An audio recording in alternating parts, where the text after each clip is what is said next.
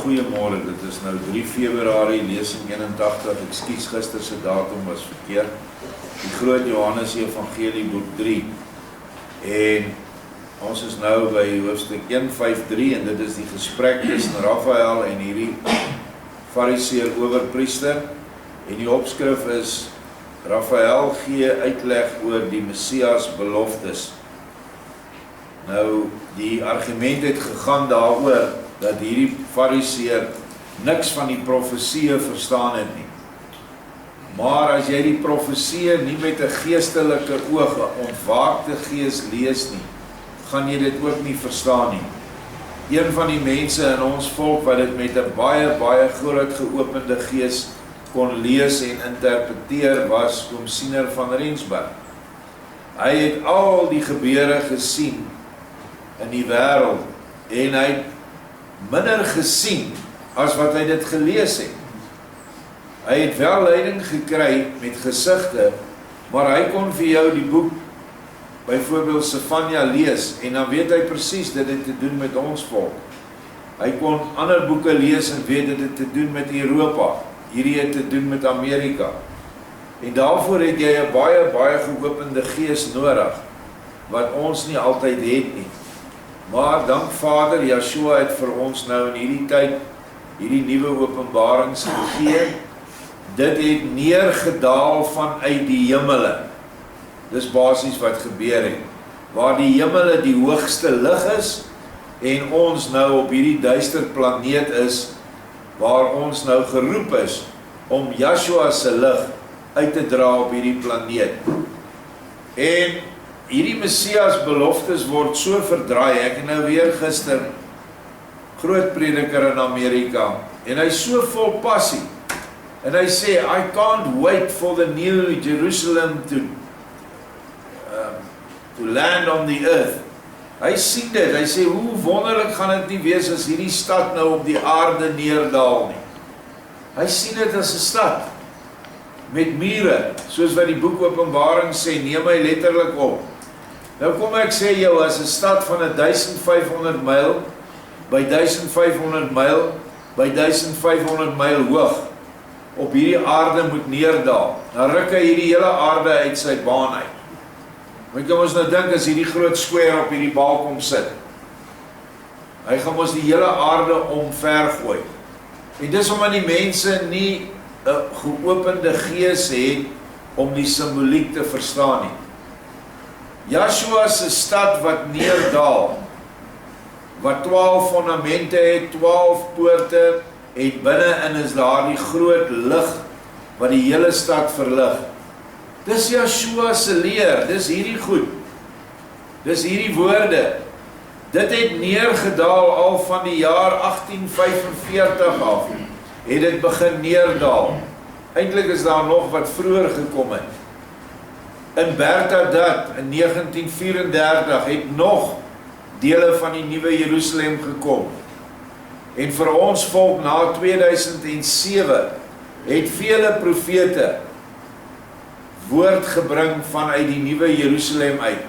En so het die nuwe Jerusalem wat Yeshua is, dis Yeshua en sy gees, het nou op die aarde beland. Waar? In ons harte. Eers op papier of op audio's, dan luister jy dit, of jy lees dit, dan neem jy dit op. Nou het die nuwe Jerusalem in jou neergedaal. Daar kom nie 'n stad wat hier op die kant van die aarde gaan vasplak nie. En wat vir my so verbaas is dat hierdie ouens so 'n passie het. Jy kan sien hierdie ou uit 'n passie vir die woord en 'n passie vir Yeshua. Maar hulle verstaan nie die goed nie, want hulle is nie bereid op die stadium om die nuwe Jerusalem aan te neem nie. En moenie 'n fout maak nie, die wêreldse magte hou hierdie woorde van ons af weg. Hierdie nuwe Jerusalem, hierdie groot Johannes Evangelie wat die kern vir my vorm van die nuwe openbaring, is in alle westerse tale beskikbaar. Duits, Frans, Engels, Hollands en nog ander tale. Selfs in oosterse tale is dit beskikbaar. Maar die wêreld hou hulle weg van hierdie woorde af. Dit word heeltemal verdag gemaak, net sodra jy hieroor praat. Maar wees wees geduldig. Ek glo daar moet iets groots gebeur op hierdie aarde, sodat die mens dan die woorde sal opneem. En een van die goed wat nou gebeur, is hierdie geweldige lig wat nou gewerp word op die boosheid van die wêreldheersers en al die rolprentsterre en mense wat nou alles vertonings maak, al die vernames en belangrik is, en ook die geestelik is. Want die ou sien nou hoe die lig nou hierdie mense se duistere werke openbaar. En ek praat nou by name van goed wat ons nou noem die Epstein files of Epstein layers en ander goed met betrekking tot daai swarte met die naam van Diddy. Al daai goed wat nou uitkom is, ons het nog net die ore van die seekoei gesien. En almal reg oor die wêreld is daar betrokke. Selfs hier in Suid-Afrika is van hierdie vername manne wat so op die TV elke dag sy ou goedjies gee, is hy daar betrokke. En moenie 'n fout maak nie. As jy op daai Epstein files is, dan het jy deel geneem aan die aanbidding van Moloch. Jy het kinders geoffer vir die dier, vir Baal. Hulle het kinderbloed gedrink na hulle die kinders vermoor het. Hulle het mensvleis geëet, hulle is kannibaliste, omdat meeste van hierdie goed wat jy en ek sien as 'n mens, nie meer 'n mens is nie. Hy is 'n absolute addergeslag, net soos wat Joshua ons waarsku.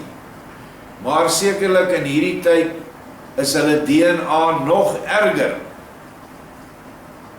in die lyn van die slang van Satan, as wat dit was vroeër, 2000 jaar gelede, omdat hulle die tegnologie nou aanwend om hulle self daar te kry. En 'n mens kan nie dink eintlik dat mense in staat is om sulke goed te initieer nie, en te doen nie. En ons praat nie eers van al die verkrachting en die sodomie wat daar gegaan het, kinders se lewens wat vernietig is. En in Amerika alleen raak 400.000 kindertjies 'n jaar net weg. Hier by ons gebeur dit ook, maar dit word nie meer berig nie, want almal is daarin betrokke. Die landdroste, die regters, die polisiehoofde en almal. En daarom hou hulle dit stil. Maar dit is hoekom ek vanoggend met so regte vreugde wakker geword het en vir Vader net dankie gesê het vir die lig wat van hier op Gilgal uitgaan. Nie ons nie, ons is tot niks in staat nie, maar ons kan vra, Joshua, die 10.000 engele skare en ons regverdige voorvaders, openbaar vir ons al hierdie boosheid, laat u lig skyn oor die aarde. En omdat ons dit vra, is hulle dan nou geregtig om dit te doen. As niemand vra nie, dan kan Vader nie net ingryp nie, dan bly het hulle vrye wil. Maar dit is wat ons elke dag doen vir die nuwe mense wanneer ons afstap na daai wiel toe en ons blaas en ons bid. Hierdie bid en die blaas gaan oor die hele aarde en dit lig die nevels op wat die Satan gebou het om sy sisteem. Nie net in hierdie land nie, maar ook reg oor die wêreld. En ons moet net volhou, vasbyt en nie moeg word nie. Dit is die belangrikste. Ons moet nie uitval nie. Al bly daar net 'n paar oor, sal Vader nog steeds sy beloftes nakom. En as ons terugkyk in die verlede van ons Gilgalwiel, het soveel al afgeval. En is nie meer betrokke nie. En dit is jammer. Maar dit maak nie saak, ons gaan aan. Nou ja, kom ons gaan aan met die lesing en ons leer luister wat sê Raphael, die engel, oor die Messias beloftes wat vir ons in die skrif geopenbaar is. hoofstuk 1:5-3, Raphael sê, maar dit was tog voor die hand liggend, dat dit 'n geestelike en geen letterlike betekenis gehad het nie. Dit het betrekking gehad op die Messias, wat in die tyd moes kom, wat reeds deur alle profete, ja, ook al, deur Adam en Henog, net soos deur Kenan, tydens sy geestesvervoering voorspel is. En hierdie woorde het ons nou in die boek Huishouding van Elohim, wat in ons biblioteke is, hierdie woorde van Henog en Kenan. Nou, dit gaan nou hieroor dat hy nie die profesieë verstaan nie, en nog minder die boek Hooglied wat hy genoem het. Uit die aard van die saak sal dit die boek Henog wees wat hy nie verstaan het nie, en dan het hy ook genoem die boek Jesaja, verstaan hy nie. Dis nou hierdie fariseer, priester. Die tyd het toegekom waarin al die voorspellings vervul was. Sagaria, die een wie hy vermoor het as laaste profeet op geestelike wyse voorspel oor die reeds plaasgevinde koms van die beloofde. En julle het sy liggaam daaroor gedood en het daardeur opnuut 'n hegte verbond met die hel verseël, wat Kain, al vegtend met die vrome Abel, as eerste voor die blinde, domme en slegte mensdom geopen het. Tydens die moord van Sagaria was Joshua toe al gebore en hy was 'n paar maande oud. Maar dit kan nie die te blinde en te domme mensdom tog nie te erg aangereken word, as hulle in hulle blindheid alle soorte gruwelike sondes begaan het nie. En daarom sal ook u, vanweë Sagaria, nie geoordeel word nie. En dit nog des te minder, omdat u wel die misdaad al goed ernstig berou het, wat u ten goede gereken sal word. Maar nou is die vraag, wat sou u doen, as u van aangesig tot aangesig, met die Messias, wat reeds 30 jaar in hierdie wêreld onder die Judeërs rondwandel en leer, te staan sou kom, en wat u 50 kollegas sou doen, sou hy hom die verskuldigde eer gee, en hom in die hart as die een aanvaar wie hy is, naamlik die Messias? Nou sê die Fariseërs daar, almagtige vriend, dit is alweer 'n vraag waarby 'n mens by die beantwoording heeltemal die mis in sou kan gaan.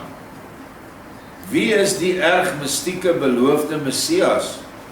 Waar is hy? Wat wil hy? En wat leer hy? As jy dit nie weet nie, kan jy tog nie om Jahwe se wil geen duidelike antwoord gee nie. Weet jy net hoe dom is hierdie ou eintlik, wat die skrifte, hy ken, dit is hoekom hulle skrifgeleerdes noem, maar hy weet nie wat die Messias kom doen nie. Raphael sê, hy is, hoofletters, wat beteken Jahwe, of ja. Hy is hy, waaroor Dawid sing, toe hy sê, maak die poorte hoog, en die deure breed, dat die meester van alle heerlikheid kan inkom. Maar wie is die meester van die heerlikheid? Hy is Jahwe Sebaoth. Kyk, hierdie getuienis gee hy die Messias, wat hom nou heilig, heilig, heilig in hierdie wêreld bevind in 'n liggaam net soos ons. Maar as Dawid op hierdie wyse duidelik oor hom getuig het, dan is die vraag daarmee beantwoord, en weet u nou goed wat u van die Messias kan verwag. Daarom eis ek nou ook 'n duidelike antwoord op die vraag wat ek aan u gestel het.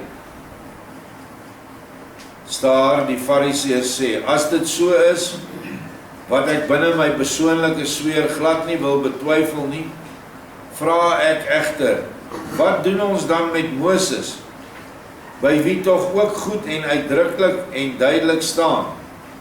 Geen mens kan Jahwe sien, en tevens die lewe behou nie. Dis nou ook 'n argumentjie wat al hierdie klomp Israeliete in Suid-Afrika wat Yeshua ontken as God Elohim, wat hulle nou ophaal. Daar staan, jy kan nie Jahwe sien en bly lewe nie. Ja, dit was so. Dit was so in die geestelike Ou-testamentiese tydperk van die Lewiete. Maar dit het verander met die koms van die Messias. Tevens vind ons in Moses 'n formele verbod van Jahwe se kant af aan die groot siener, waarin daar staan dat 'n mens Elohim met geen enkele afbeelding, hoe verhewe ook al, mag voorstel nie.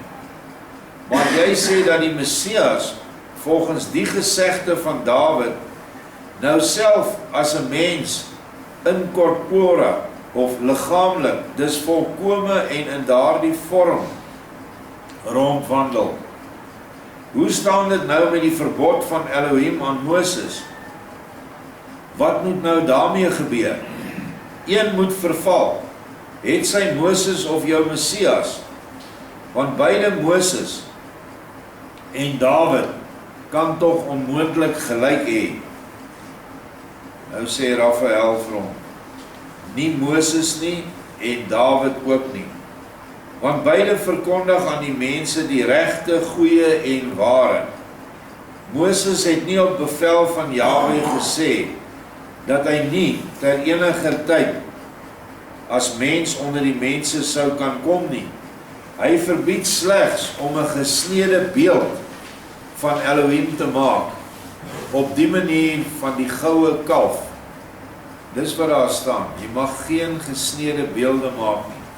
Dit verbied Vader nie om in 'n menslike vorm na die aarde toe te kom nie, of 'n menslike vorm aan te neem, sodat hy vir ons toeganklik sal wees. Hy hoef dit nie gedoen het nie, maar hy het dit in sy groot liefde gedoen, sodat ons hom kan aanskou, kan ervaar en as 'n mens lief kan hê. Ek gebruik baie keer die voorbeeld van as ek 'n vrou moet lief hê en ek ontmoet haar nou, en sy is pragtig, die mooiste vrou wat jy kan aandink, maar sy is 30 meter hoog. Wat kan ek doen? Ek kom omtrent net by haar enkels. Wat kan ek doen met so 'n vrou? Niks. En dieselfde met ons. Ons kan nie so verhewe wese lief gekry het soos wat ons 'n mens lief kry nie. En nou kan ons Yeshua as die Vader lief hê, as 'n broer, as 'n vriend, en uiteindelik wanneer die bruilof plaasvind, dan is hy ons man, wat eintlik simbolies beteken, ons en hy is een. En ons opereer dan en handel op hierdie aarde direk as 'n eenheid met hom. So, dis wat dit beteken vir ons, dat hy vlees aangeneem het. So sê Jahwe ook aan Moses, dat niemand vir hom as Elohim of Gees sou kan sien en lewe nie. Want in die Ou Testament was Jahwe net Gees. Dadelik daarna sê Jahwe egter tog aan Moses, kyk na my, maar bly agter die rots. En daar staan in die skrif, in die wet, en Moses het die rug van Jahwe gesien. Dis al wat hy kon sien, was die agterkant van die Vader, soos hy wegbeweeg het van hom. Wat sou dit nou wil sê?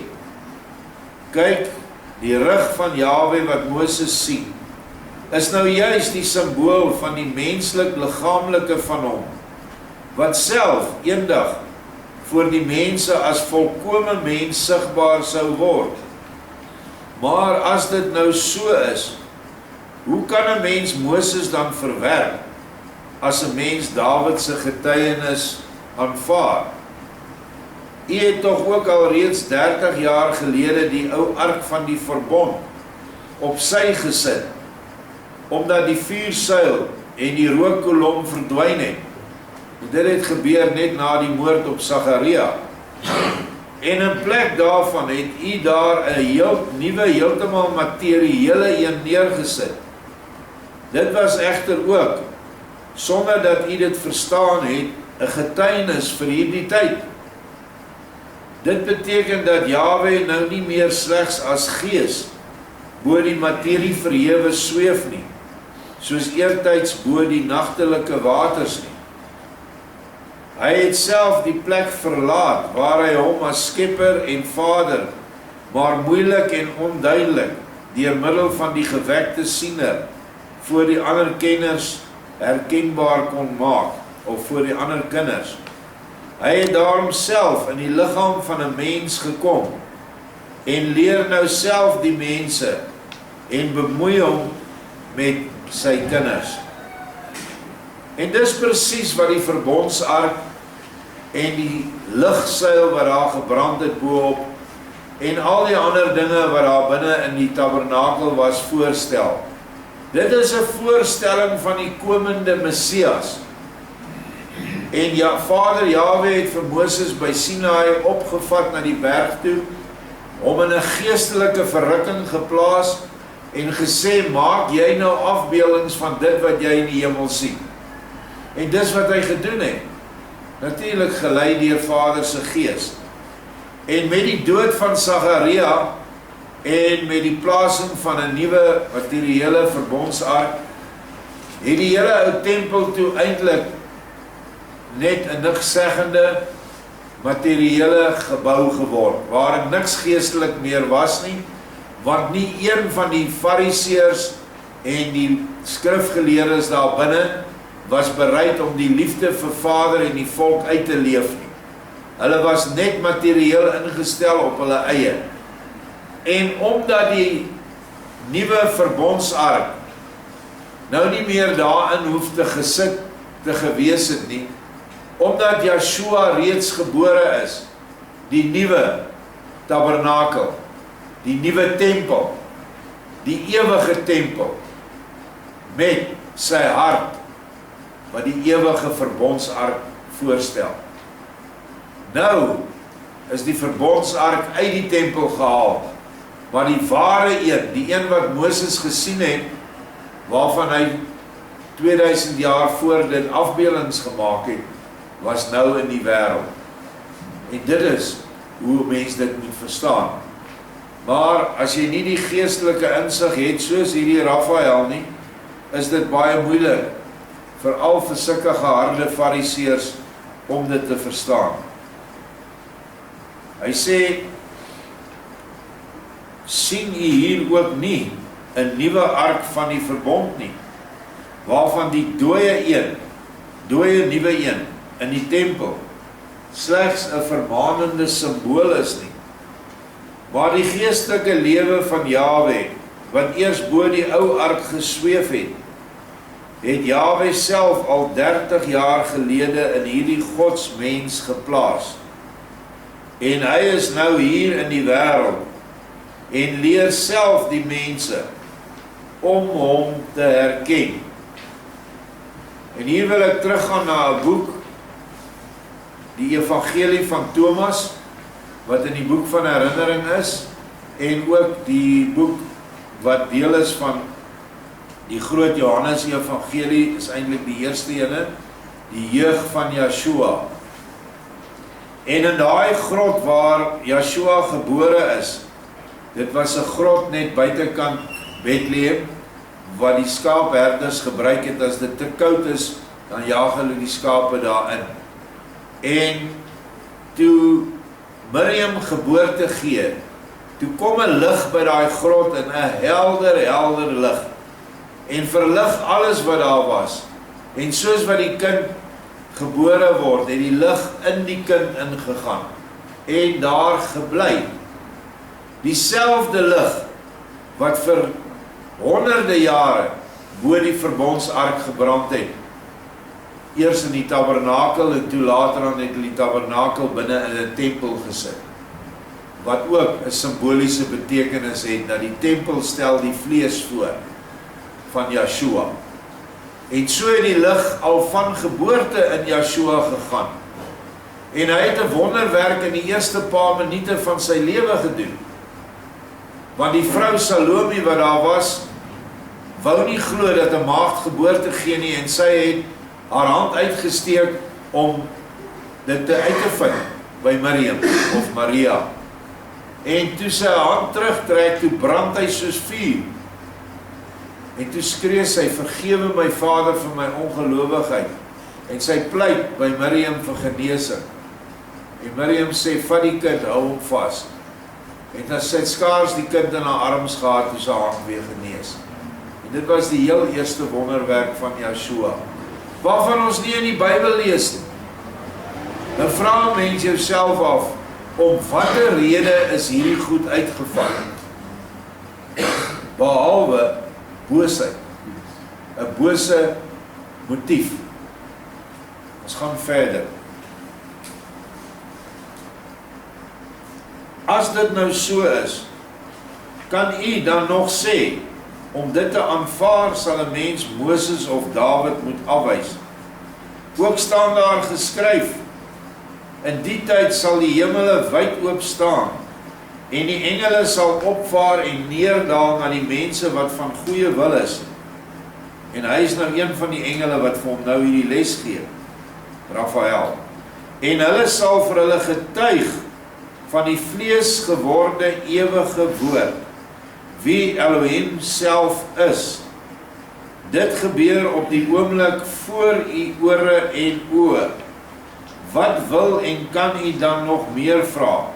Of dink u nog altyd dat ek slegs 'n mens is? Sta haar antwoord, terwyl hy nou diep nadink oor die woorde van die engel. Dit is 'n heel vreemde gewaarwording. Dit is sekerlik waar, en die waarheid straal uit elke woord van jou hemelse mond. Ek is nou bekeer. Dit gaan nou egter oor my kollegas, dat hulle ook kan bekeer. En dan gaan dit daaroor waar ons die groot Messias kan ontmoet, om homself te kan hoor. Raphael sê, gaan heen en vertel aan u broeders dan ook, dat ook hulle gelowig en salig kan word. Kom dan weer terug, en verneem waar u die mees heilige sal kan sien en spreek. Toe gaan staar dadelik na sy nog sombere vriende. Onthou, hierdie ouens sit nou daar, hulle weet nie of hulle gehang gaan word of gekruisig gaan word nie, want dit is vir hulle beloof, as hulle nie die waarheid gaan praat nie. En nou kom die man nou wat nou sê, hy is bekeer, hy glo nou die engel, en al sy standpunte wat hy gehad het, is nou deur hierdie waarheid verpletter. Yeshua kan Vader wees, ten spyte van die woorde wat in die wet staan, of in die Exodus 20, waar die gebooie dit nou volgens hierdie ou sou verbied het. Hoofstuk 1:5-4, die owerste bekeer sy kollegas. Staar en sy kollegas het hulle intussen vir die grootste deel aan die oewer van die see versprei, terwyl daar ook 'n aantal op die erf gewandel het. Maar Staar roep na almal aan die oewer, en toe hulle versamel was, sê hy aan hulle, vriende, het julle die jongman hoor praat en gesien wat hy doen?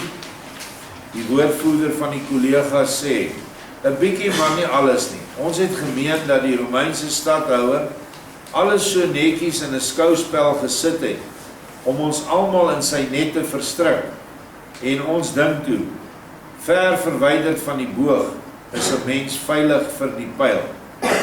Ons het tog alles al verloor, die bedelstaf is ons deel, die stad brand nog altyd. Wat moet ons doen? Die Romeine weet wat ons vir die volk beteken.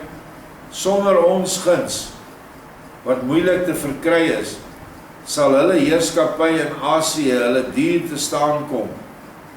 O, so Romein soos Sirenius, wat alle middele van die 3 wêrelddele ten dienste staan, ken alles. Gee my slegs 'n massa goud en silwer, en dan word ek ook 'n wonderdoener.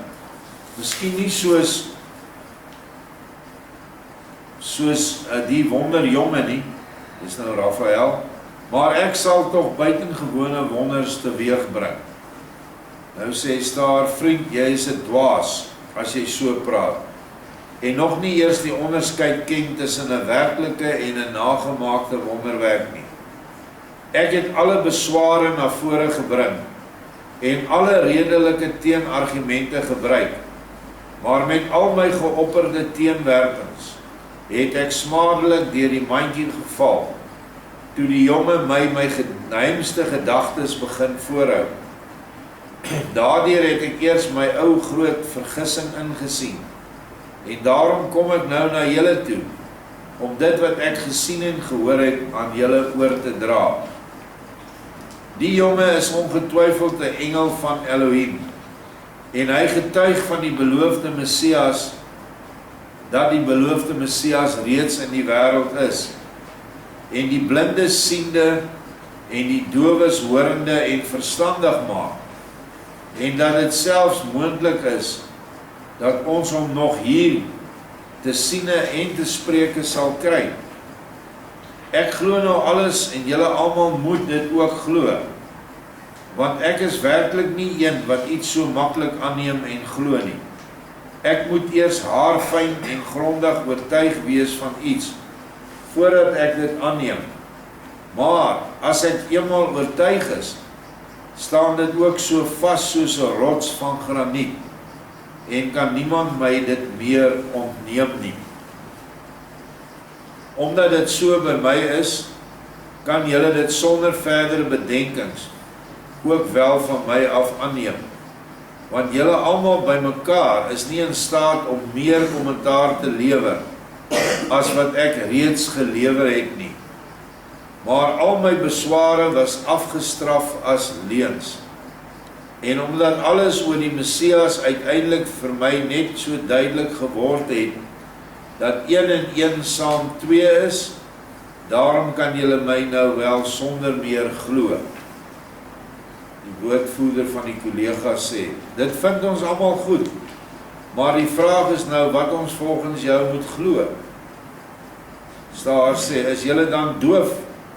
Sê ek dan nie vir julle dat die jongman waaragtige engel van Elohim is nie, dat die Messias in die wêreld is, en dat ons homself sal sien en hoor nie?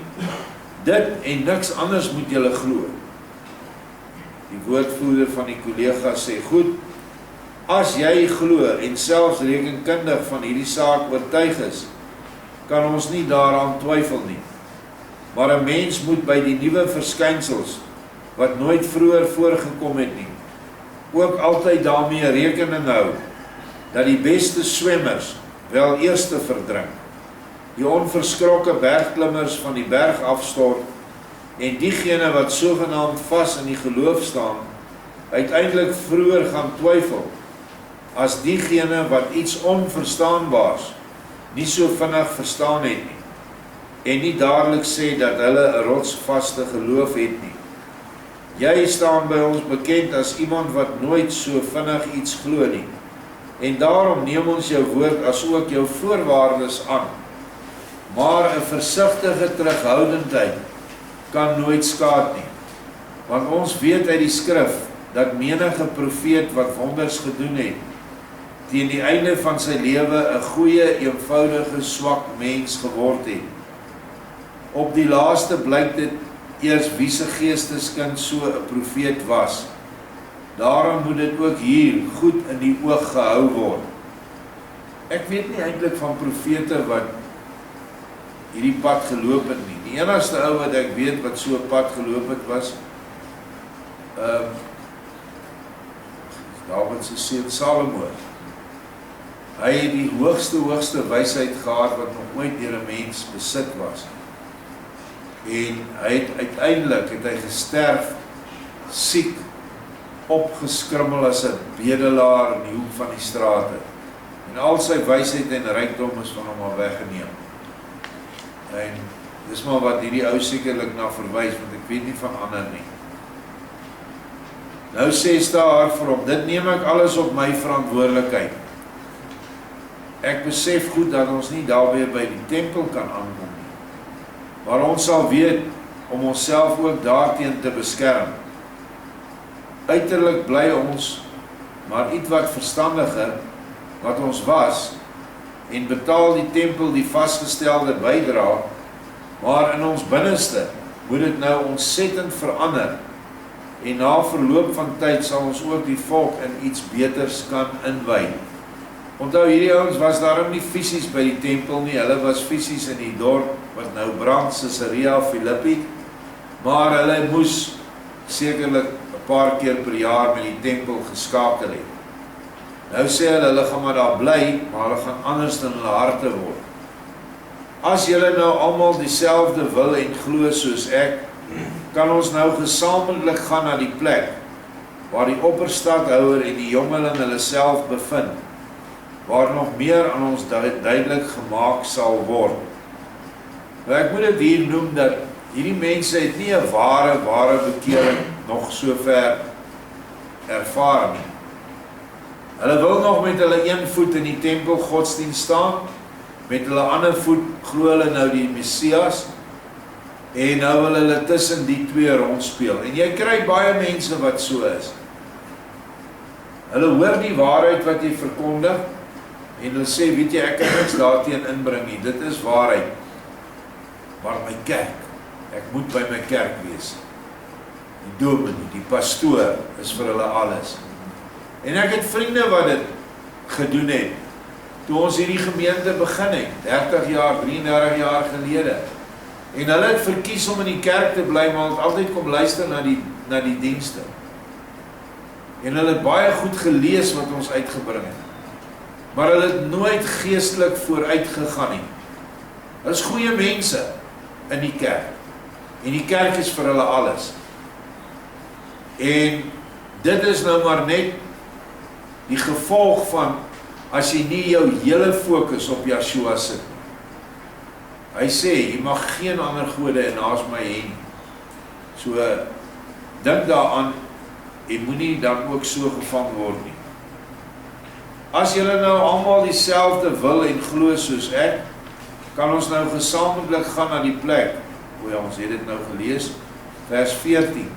Die kollegas is dit daarmee eens en gaan na Cyrenius toe, en toe hulle daar aankom, sê Stahar, hier is ons dan, nou 50 van hulle, en ons staan nou heel en al tot u diens.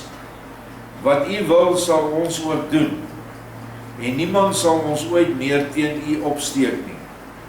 Laat die goeie, almagtige engel van Elohim, egter ook hierdie broeders van my, nog meer bevestig in die geloof van alles wat ek self in die begin moeilik kon aanvaar.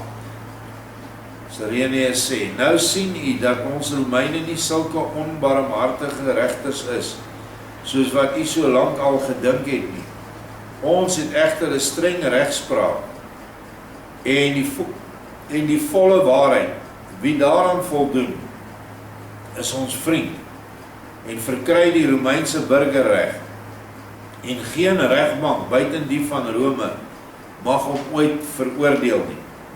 Daarom is die eerste weldaad wat ek u gaan bewys, die skenk van 'n Romeinse burgerbrief.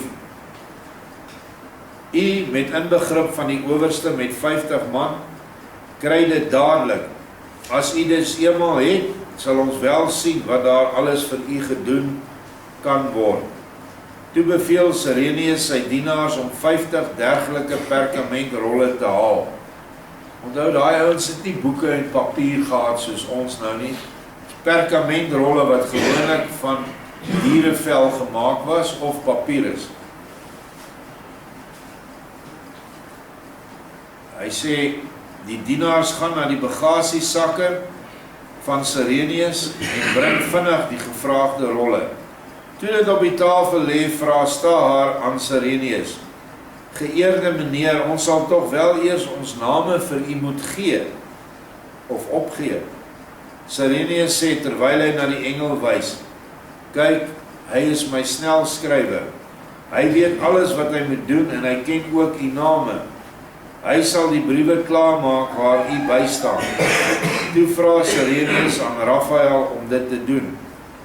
Raphael kom vinnig na die tafel toe waarop die 50 rolle lê, rol dit so goed moontlik op die tafel uit, neem toe 'n skryfstif wat met 'n swart kleurstof gevul was, gegaan vervolgens daarmee bliksemsnel oor alle rolle en sê toe aan Sireneus: Vriend, hier het u die gevraagde briewe in die Romeinse, Griekse en Judeese taal. Deel dit nou aan die betrokkenes uit. Toe Sireneus daarna begin om die briewe uit te deel, word die 50 almal vreesbevange, want die wonderwerk was dadelik vir die 50 te groot en te geweldig, en almal begin bewend in te sien, dat hulle self nou in die nabyheid van Elohim God bevind.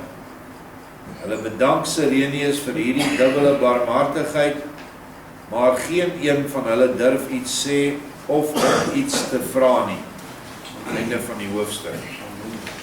Nou ja, dit gee vir ons 'n bietjie agtergrond oor hierdie mense se stiksienigheid en wat alles gedoen moes word om hulle tot bekering te bring.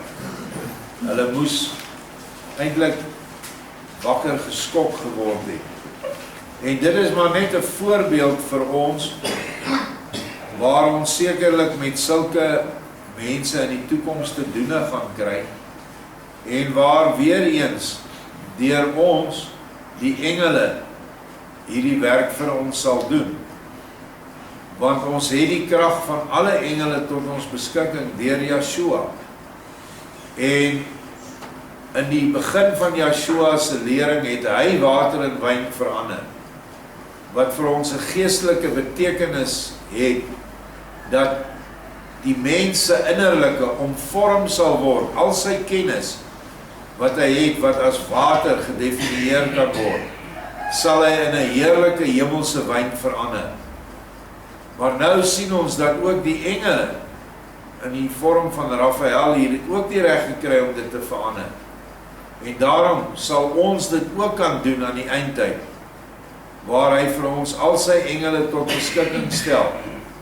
Ons het gesien dat die 7 een geword het in Yeshua, en dat ons net vir Yeshua hoef lief te hê, en met hom een te wil word, en dan sal die water in ons in wyn verander. Wat dan beteken, jy sal ook hierdie wonderwerke kan doen waarvan ons nou gelees het.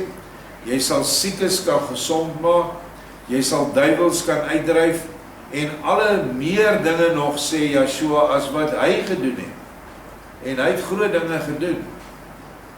So dis die belofte, en waarom 'n mens so bly is, dat hierdie geskrifte wat buite die Bybel is, dit net nog meer bevestig. Baie dankie, ons lees dan môre verder.